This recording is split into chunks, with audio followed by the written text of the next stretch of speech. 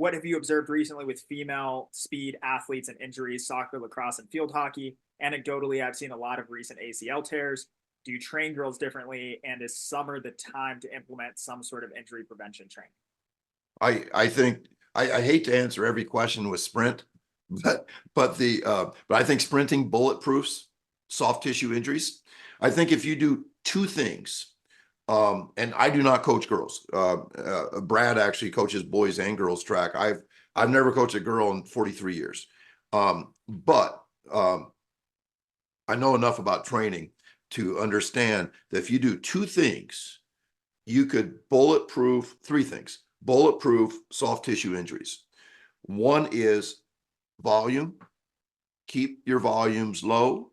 I think that 90% of all injuries happen in the second half of practice or the second half of a game. I think that fatigue is a huge problem with injuries. Number two is sprinting. That somehow the incredible symphony of muscles firing in proper order, allowing you to sprint super fast, gives you a healthy benefit. That some people say they don't sprint because they're afraid they're going to get hurt. It's just the opposite. You need to sprint so you don't get hurt. And then the third thing is something that Brad and I are really huge on, and that's reflexive performance reset, where our good friends Chris Corfus and Cal Dietz own the company, and it's everywhere. If you're not aware of RPR, I think it's a total game changer. Yeah, I mean, I would start obviously with volume of training and sport. We play too much and we don't practice enough in all reality. I was talking to our female coaches actually, because I'm transitioning the athletic director role next year, and I was talking to the training side of it, and a lot of people think summer's the time to kill them, but in all reality, kids are playing 3 sports on the same day, sometimes 4. And so there's too much of that. So obviously, we talked to him, like Coach said, the bottom of his pillar. Talked to him about sleep and recovery. RPRs, anecdotally, we were in the state championship game.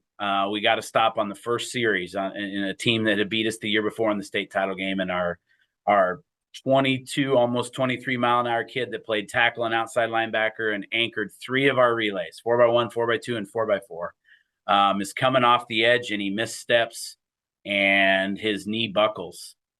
And, we were ecstatic that we made the play. And then I see him laying on the ground, and I'm like, oh no. And I asked the guys in the press box, I'm like, what happened? They're like, oh, he just went down. I go, non-contact. And I went, oh man. Got out there and he got to the sideline. Next thing I know, I look behind him. He's doing some pogo jumps and stuff. And he's like, Coach, I'm ready to go.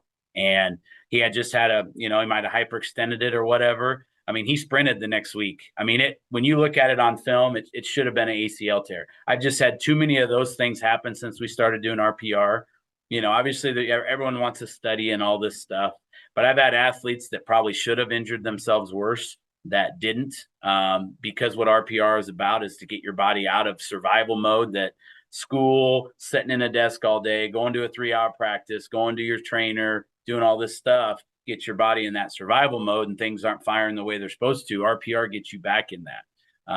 So our kids do it. They do it before every practice. They do it before every workout. So when I get these college athletes and teach them that, all that kind of stuff. So I think that's a big part of it. And then getting off 2 legs in the weight room, that when you live in a bilateral world, and then you have to be in a cross crawl situation where you have to change direction and stuff like that. If you've lived in that world for too much and you put all this weight on your back, then when you got to be on that single leg and all that stuff. So you've got to be able to vary your training up. It's not all about how much you back squat, how much you deadlift, all that different stuff. Between Corfus and Cal and Dan Fichter with altitude drops and spring ankle model and even the Villani change of direction stuff. There's so many things that you can add in that coaches kind of leave out, because to have someone do a 30-second spring ankle ISO versus, squatting 315, they're going to choose squatting 315 every day of the week, or if you get them in a split squat and it's like, well, yeah, but our guys can't lift as much. Well, okay. How many times are they in a two-legged deep, ass to grass squat versus how many times are they in a split leg? And then the last thing I'll say is, like Tony said, then you add in sprinting, which is 2 to 3 times your body weight, slamming into the ground in a 1/10 of a second on one leg. That there's no other forces you can put on the body than that. And, so I think all that combined in a training program, there's no foolproof plan, but if you're sprinting your girls, I think you're ahead of the game, over a lot of programs, 100%.